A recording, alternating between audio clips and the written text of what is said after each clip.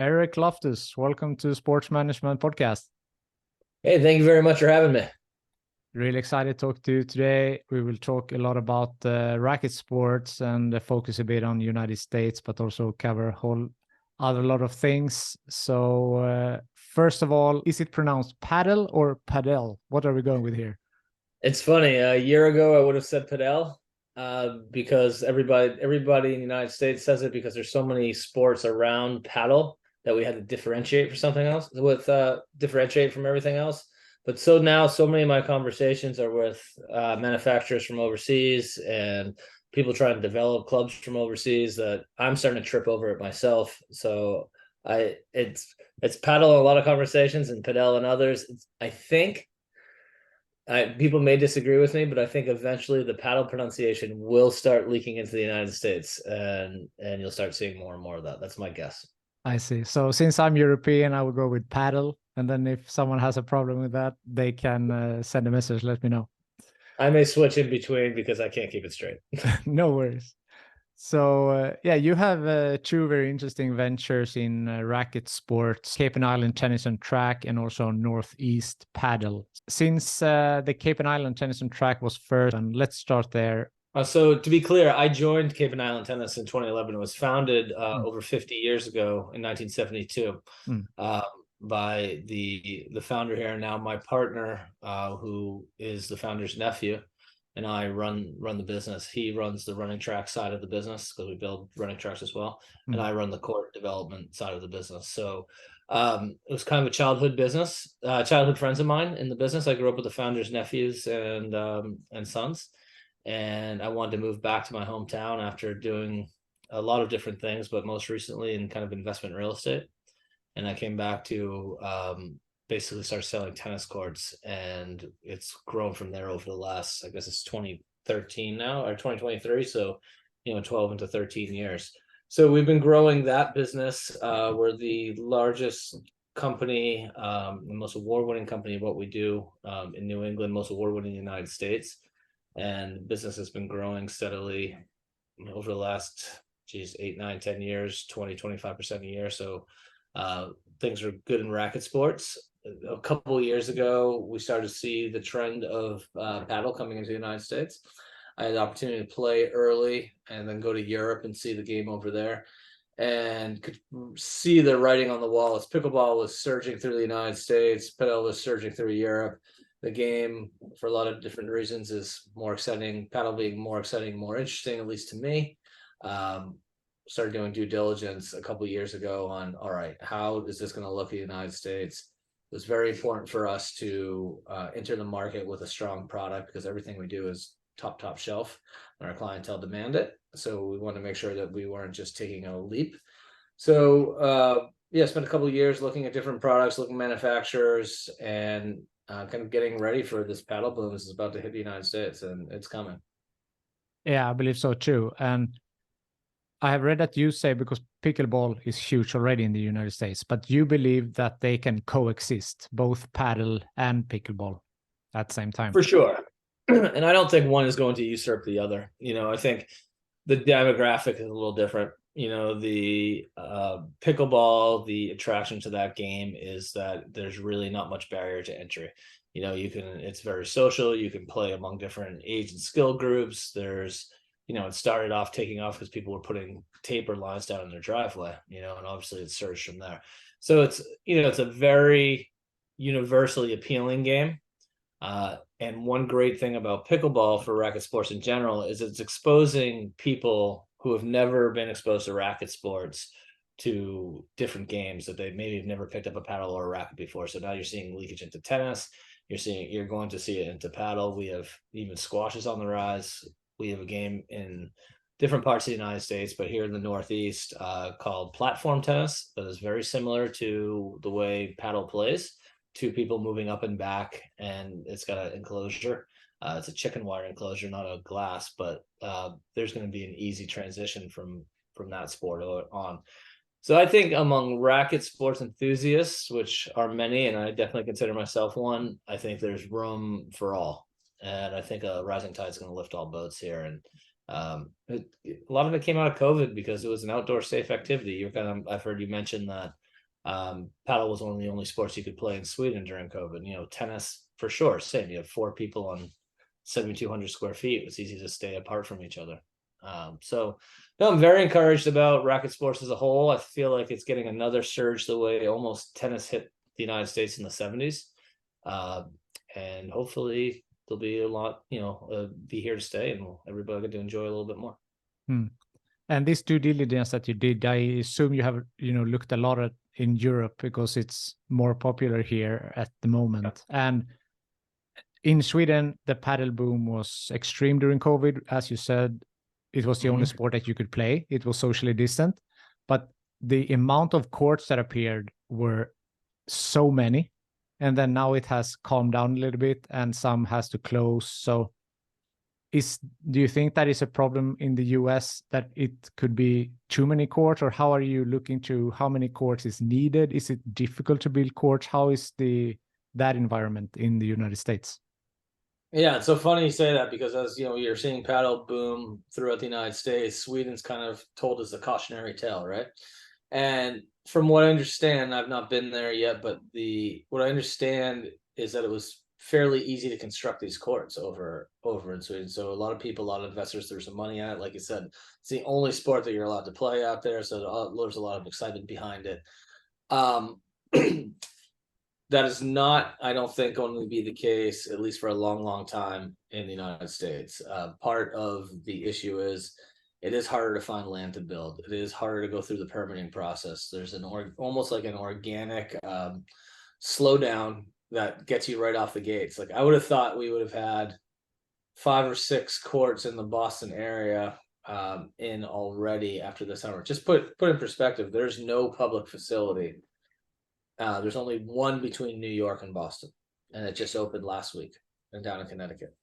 And those courts, those clubs in New York are only a couple years old. I think 2019 was Padel House in Brooklyn, the first one. They've opened a second location, and then there was a pop-up in Manhattan.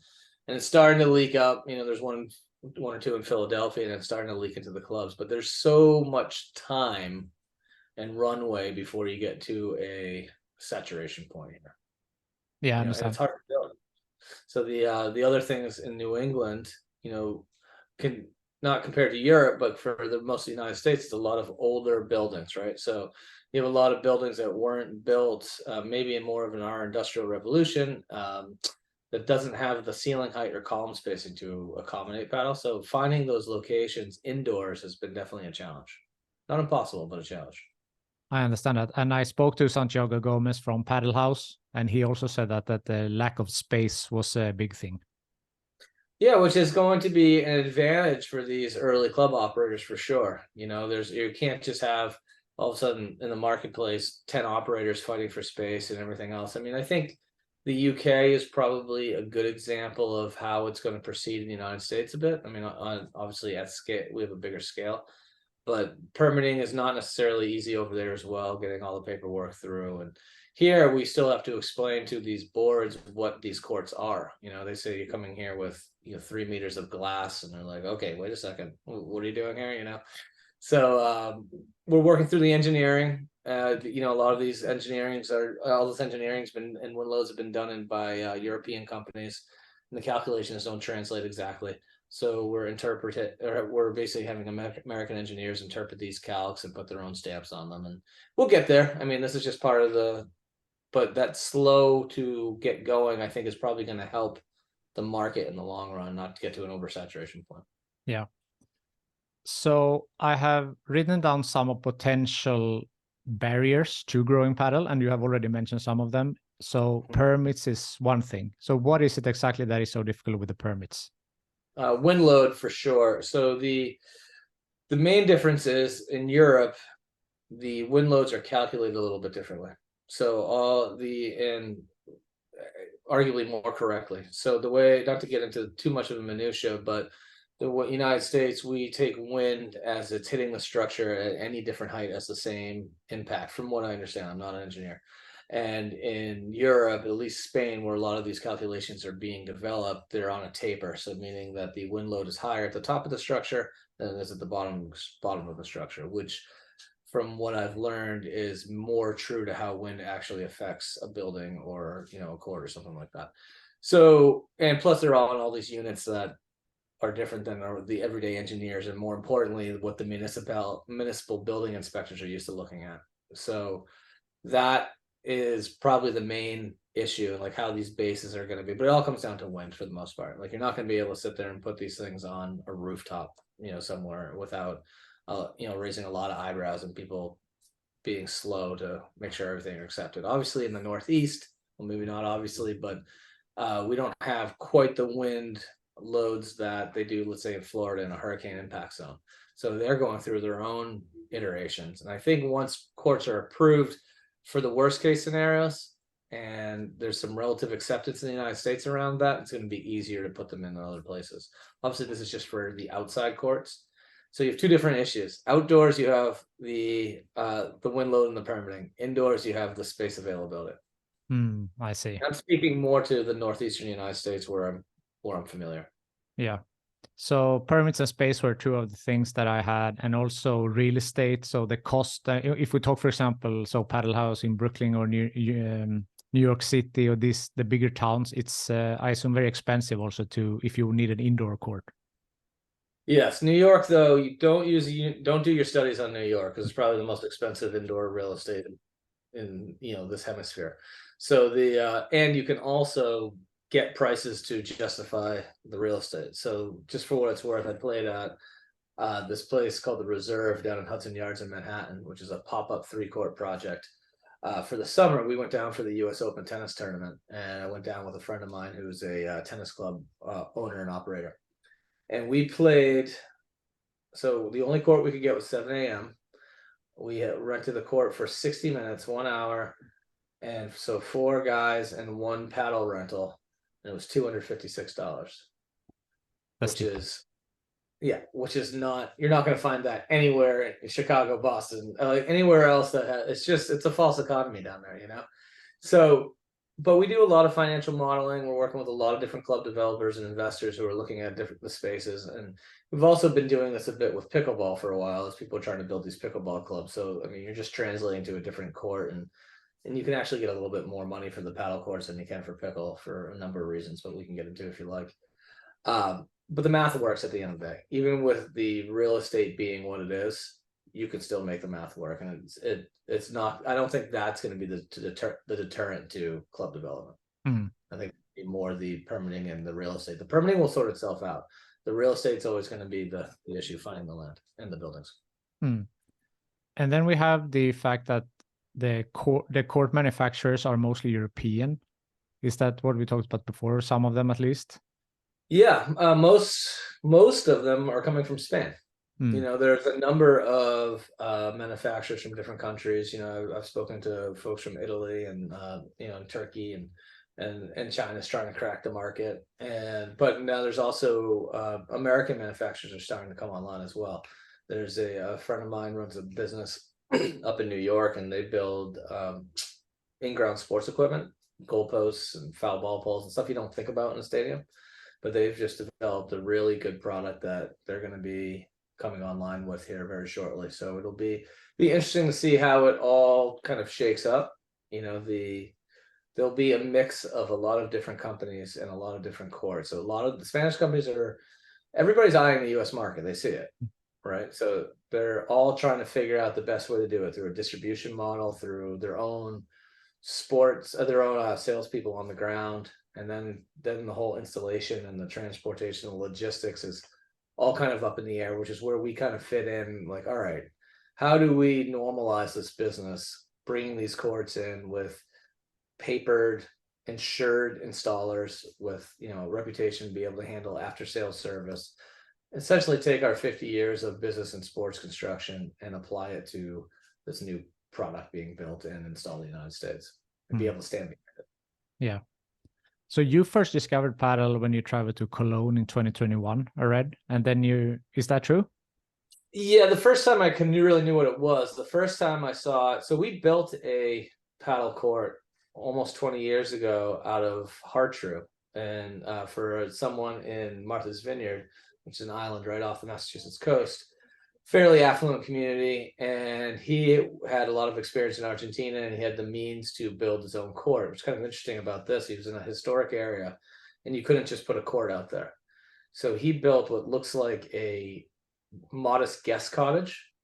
It looks like a house, and you walk through the front door, and it's a false front, and there's a court in behind it. So it's one of these old concrete block wall courts that had a subsurface irrigated Hartrue court. We still maintain it. We still open and close it every year like a pool, you know.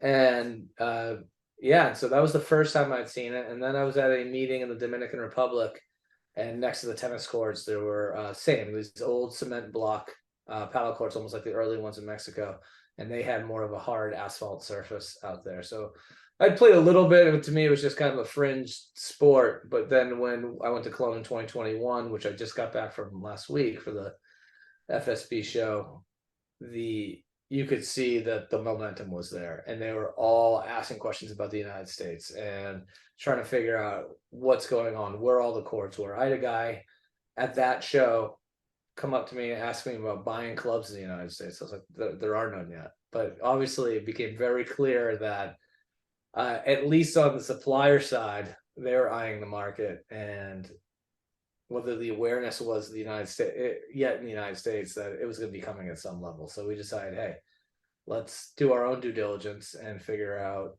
if there's a market here, if it's a good transition from what we're doing already, and if it makes sense. And you saw the potential of padel and spent the last 2 years preparing for the explosion. So when do you think that it will really kick off in the US? Last year, but it didn't happen.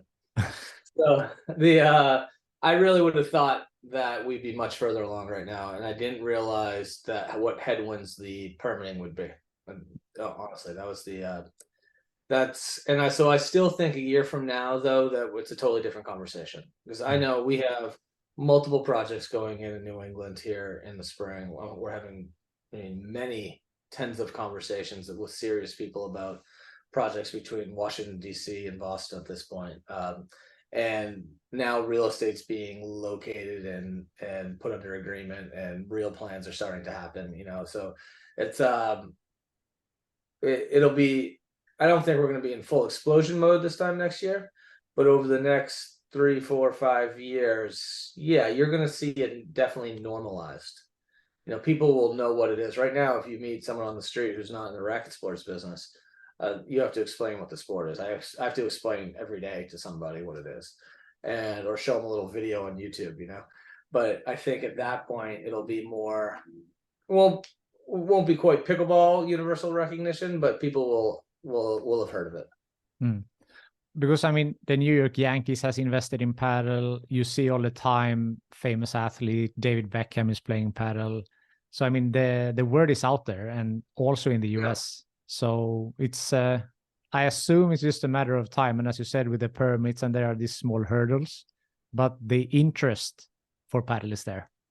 For sure. And it'll be the first adopters will be the existing, racket sports players, your squash players, your platform tennis players, your tennis players, the people who are kind of immersed in that community already.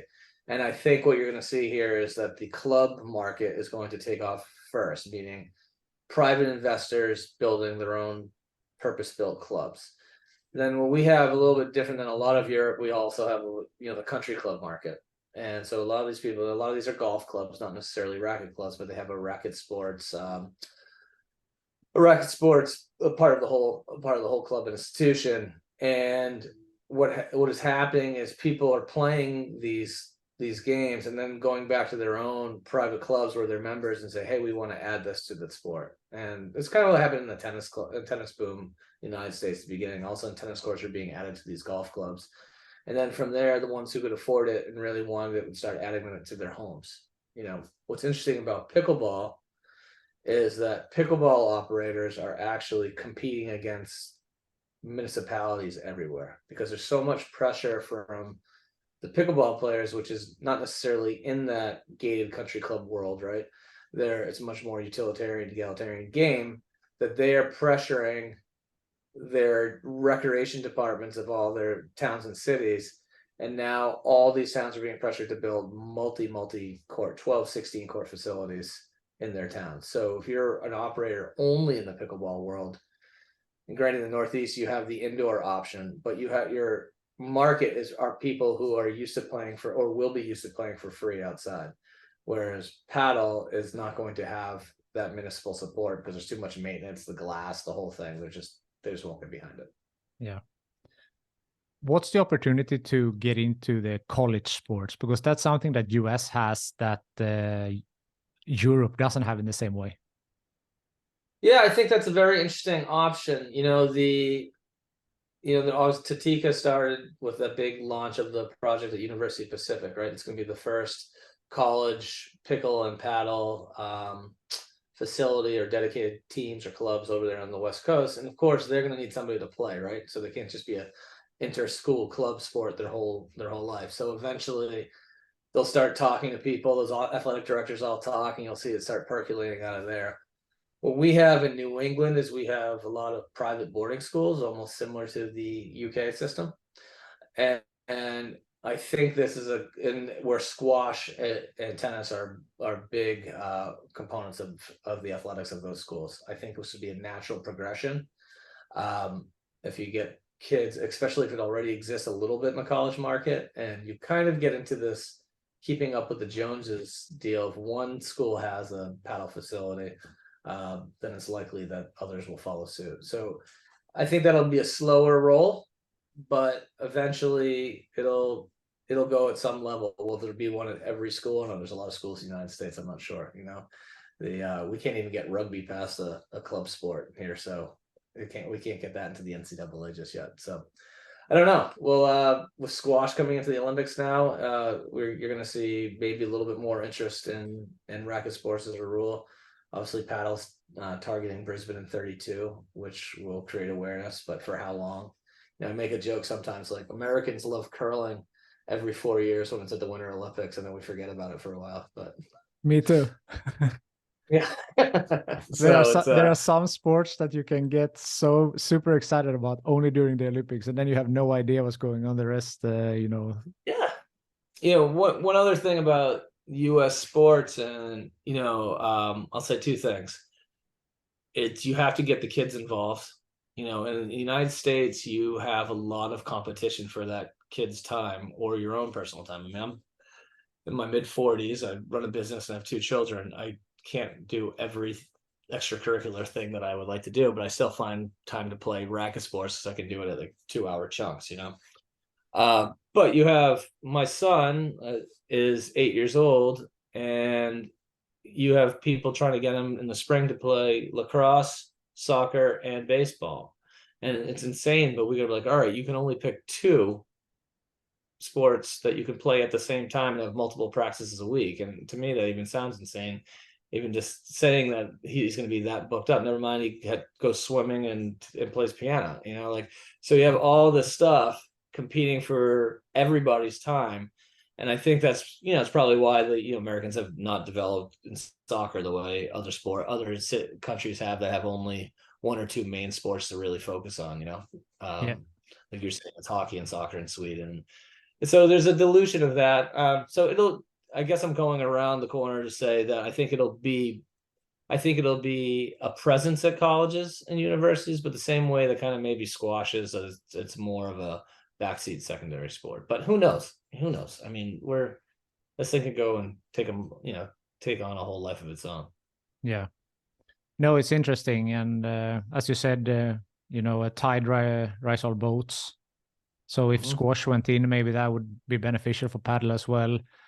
Then there is also with the culture. You don't have a culture of paddle in US, the same that we didn't have one. And, from Mexico, Spain, Argentina, they have that culture. As America has, I don't know, lacrosse and football or your sports. So, but, everything takes time. And I think that just the important thing is just for people to try it, because it's such a fun sport. And if you try it, you fall in love with it instantly.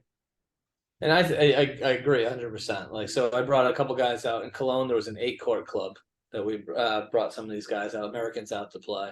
and some had played racket sports, some hadn't. But man, like nobody wanted to get off, and we got kicked off the court. You know, it's kind of interesting when we were over there. Is there the same way we see like parents sitting around a soccer field waiting for their kids to finish practice or whatever? There were parents socializing as the kids were taking clinics. And you know, one thing I think that, you know, we had racquetball here in the 80s and 90s, or more the 80s, and it went really popular for a while, then died.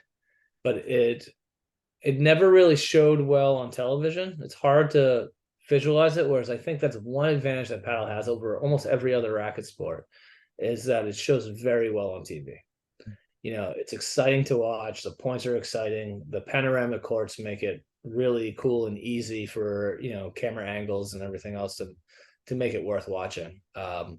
So if that gets popular, and man, as soon as we're allowed to bet on it, then it'll really take off.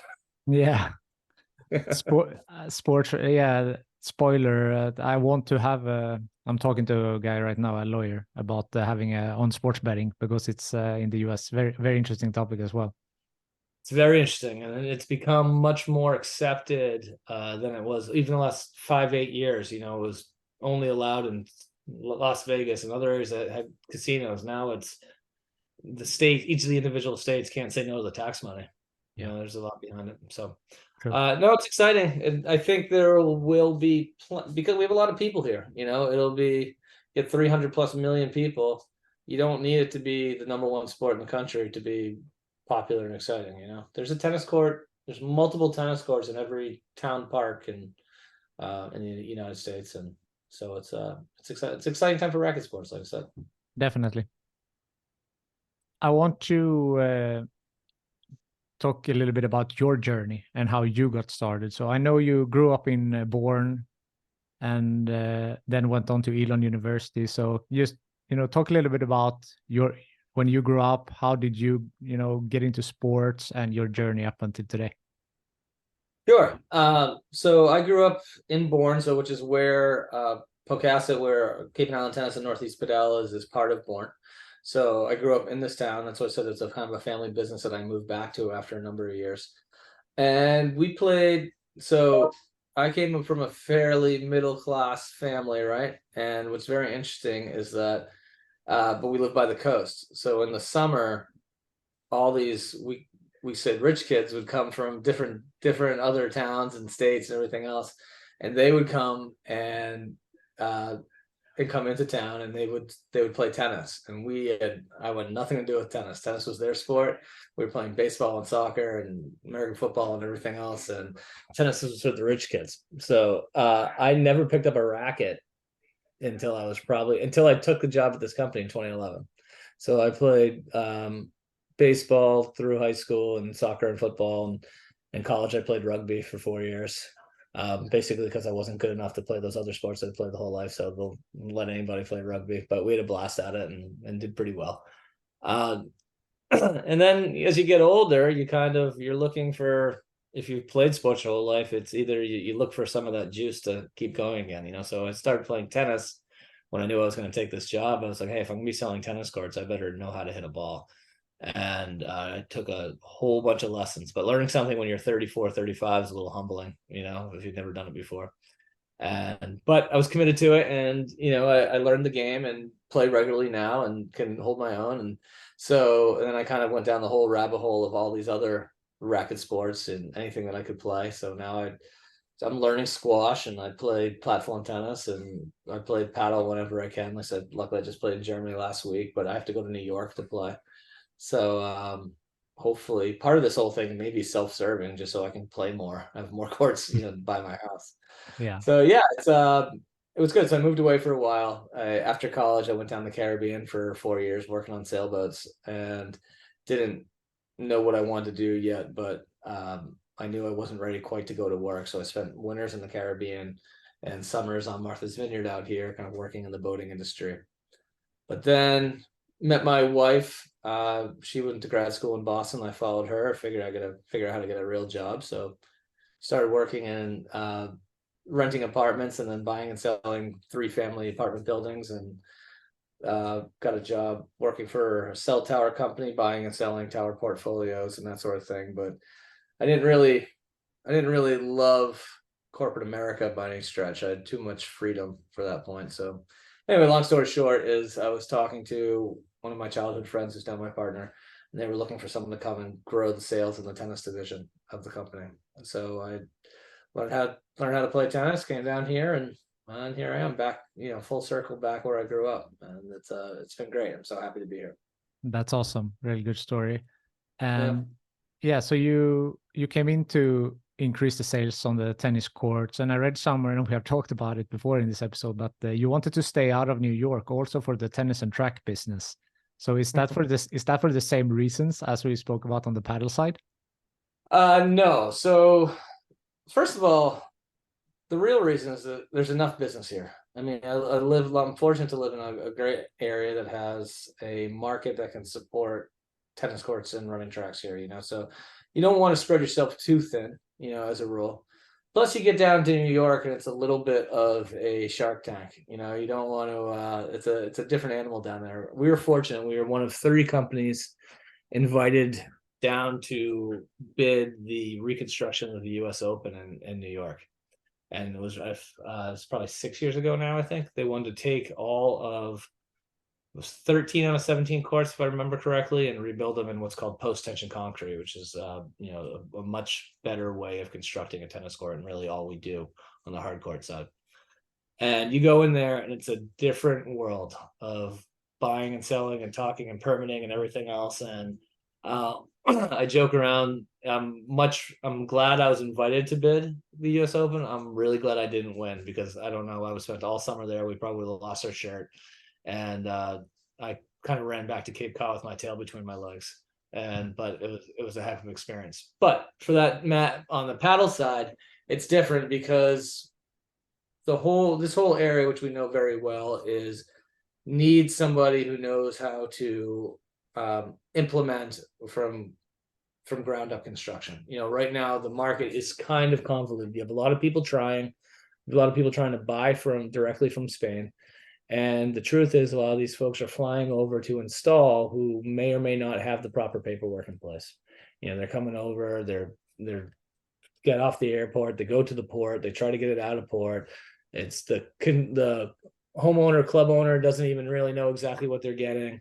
They're starting out at risk, as heaven forbid something happens to somebody, or or something breaks, and now they have to run back to Spain to get more glass or something. It's a bit of a hassle, and it just needs to be, there's an opportunity for it to be normalized, to have a company to be able to come in here, install it with experienced papered crews who have workman's comp insurance, who can come back and take care of the court year after year, can come back if there's an issue, can offer after sales service, can put them up and take them down, who knows how to import them now, which was an education I know now, but learned a lot along the way, and be able to store them and warehouse them. And I think it's just kind of the naturalization of a new market in the basically a foreign market coming into the United States.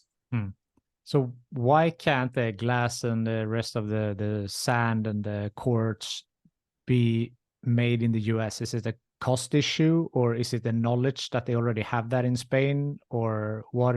Why is it so important to import it from Europe? It can be. It's just the market's so new now that people who want. So what happens? People get addicted to this game, right? So they're like, I want a court right now. Yeah. I'm not going to wait 5 years for the market, the manufacturing to get mature in the United States. How do I get this now? And a lot of these folks have the means to procure what they want right now, right? So like, all right, we'll get these guys to import it. Spain or whomever is eager to make a sale. And they're like, well, who's going to install? It's like, all right, we'll fly guys over there. We'll help you out. You have to pour the concrete though. And they're like, well, what am I supposed to do? What am I supposed to pour? And they send something that's a document in Spanish, or even, metric might as well be Spanish to a lot of us, right? So you got, you send it over, and then they got to find some local contractor who can go and put this in and hope that these guys show up, so it's just a lot of confusion, whereas we can kind of normalize and handle the whole process. And yeah, eventually, like I said, these guys out of New York, they'll be building their own equipment, and it'll normalize a bit. There'll still be a market for all the courts in Spain too, because there's name recognition and there's there's price point, and there's just going to be a big market. So there'll be an opportunity for a lot of these guys to get in there. And I'm not real worried about competition for good installers and good manufacturers. I think right now, the more everything that you can put on the ground, every club that you can get built is better for everybody, no matter who does it. You know, there's plenty to go around. Everything we've done in our company has always been collaboration, not competition, if we can help it. You know, it's so much better when everybody wins. Yeah. So we're trying to approach this from that same mindset. Yeah. I want to back up a little bit. You mentioned that you were shortlisted to bid for the US Open. And you said it was quite the experience. I heard on another episode, and you said something similar. But how was that experience, and why were you happy that you didn't win? And, you know, I'm sure there was a lot going on there. Well, to put it in perspective, a couple of years ago, we did one other job in New York for the USTA, which is the governing body of tennis in the United States. And we bid that job, or I bid the job, and it was 2 stadium courts at a really cool facility called the Cary Lead Center, where it's in the South Bronx, which is historically pretty, let's say, lower socioeconomic neighborhood. And it allows the kids to come after school and get help with their education and tennis. So it's a discipline. Kids off the streets, you get a discipline of sports, and you get, you know, instructors to help you with your schoolwork. And it's a really cool facility, and they've done really nice things down there. So we were invited to bid that, and I bid what I thought it would cost, and then I doubled it, and I barely broke even on it by the time I was done. It's just the logistics of this big city, Manhattan, bringing cranes in, buying concrete from someplace that the guy has to sit in traffic for an hour before he gets to you. You know, you're waiting for that concrete, and you not to get to the minutia of construction, but you need steady service and getting that poured on time. You know, now you're pulling your hair out because you need the project to go correctly. And like, so just like all these little hidden costs that I just don't have the experience with in a big metropolitan area like that. Boston's different because we know it and we have the infrastructure, and it's nowhere near the size of New York, really, at the end of the day. But then you get to New York, and it's like, all right, well, this is your concrete supplier. This is where this has to come from. Like, well, I didn't think of that. You know, you don't know. All of a sudden, there's all these surprises that come through. So, and then it's deadlines, and we probably would have had to cancel or not sign up a whole bunch of other projects and just focus everything on that. And I don't think there was enough in it in a competitive bid situation to make it worth our while at the end of the day. So we decide that we know our market very well. We're very grateful for the invitation. It's nice to be asked, you know. And we went back home. I see. We put a high number. It was high enough to get that someone else was selected. I see. But so maybe from a financial perspective, it wouldn't make a lot of sense, but it would more be from a brand play, maybe. Without a doubt. And just for what it's worth, the part of the contract said you couldn't advertise that you had built it. So there you go. That was in the fine print. I see. Nothing against the USTA.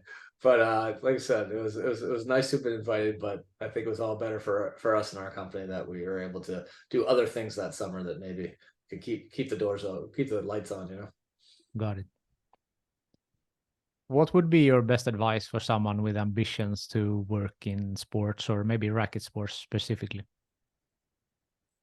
I think that's probably do what you love first, you know, because there's a lot. If you like to look at sports, there's a million different ways to do it, right? You know, if you're going to be manufacturing, like, you know, like some folks, or if you're going to be in construction, if you're going to be in marketing or broadcasting or anything else. I mean, I go and get a job in the industry that you like, and I always say this to our guys too, be so good that you can't be ignored.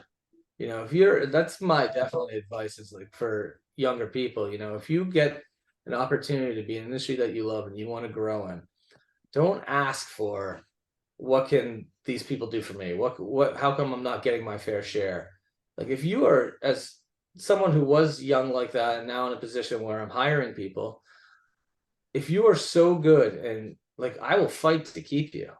you know, if you're so good that you are so invaluable, people will open doors for you. People will want you on their team. What people don't understand, what kids or employees don't necessarily understand, is that we don't want to go through the hiring process of finding somebody else. We want the people that we have to be the best, you know. And if you want to get into that sport, go in there, and I don't care what the job is, just kick ass at it. Do everything you possibly can. Go over and above, and eventually it might not break in the meantime, in the early time, but if you have that mentality and everything you do, it will break for you. Eventually it'll just build up against the dam, and it'll flow, and you'll go far, or you'll learn so much that you can go do it on your own. So I don't know, I would say find where you want to be and get after it. That's good. Be so good that you can't be ignored. That's a good quote. Yeah. Love it. That's I think it speaks volumes, because I've seen it so many times with our employees, with other kind of younger folks. Like if those people, and one thing they also know is, like, as you get older, you want to pass down what you learned. The mentor-mentee relationship works both ways. When you're young, you're looking for someone to teach you. When you're old, you're looking to teach somebody. So be that person that somebody wants to teach. Yeah. I spoke in an earlier episode with Ariel Moyal, and she said also with the mentorship, it's a way for the mentor also to stay relevant longer, but also, as you said, to pass down your knowledge, and then for the mentee to learn from someone with more experience.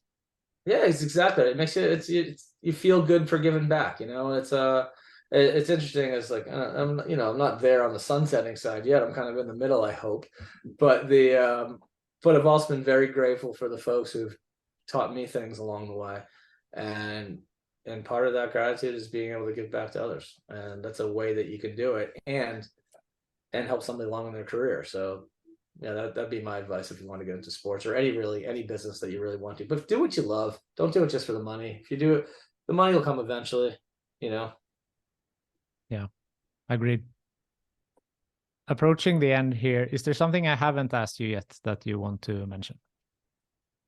No, I don't think so. I think you've asked great questions, and I tend to talk a lot. So hopefully I haven't taken up too much of the airspace. Of course not. I like that. That's the point.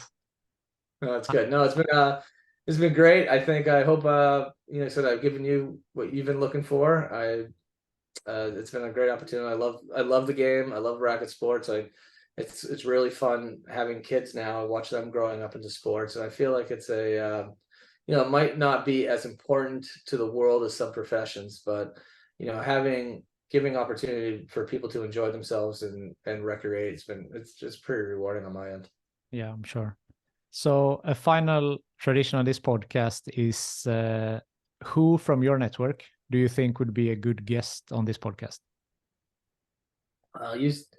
You do a lot. You do a lot across the board with a lot of different industries. I think I would have said probably Robin, but you just interviewed her, because I feel like that Racket X program is going to be really good for racket sports in the United States. I would, staying in the Padel world, or the paddle world, I would probably tap into any of these new guys who are really gaining momentum on the investment end. I feel like that's going to be the next big wave. And I feel like the gold rush is on a little bit, but talking to the people who are tapped into, like, there are people, Bill, as you probably know, building private equity funds around the sport and racket sports. And, those guys are passionate, those guys are passionate about the game and all sorts of racket sports, but also it's worth getting that business development perspective that as a construction operator, I might not be able to add. Yeah, that would be interesting. Let's see what I can do. Good. Eric, thank you so much for taking the time to be on Sports Management Podcast. Yeah, Mark, it's been a pleasure. I really enjoy it, and I'll continue to tune in because I've enjoyed listening to them as well. Thank you.